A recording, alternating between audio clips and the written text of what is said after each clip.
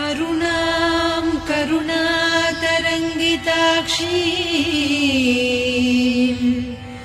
धृतपाशाङ्कुश पुष्पबाणचापाम् अणिमादिभिरावृतां मयूखैः अहमित्येव विभावये Bhavani.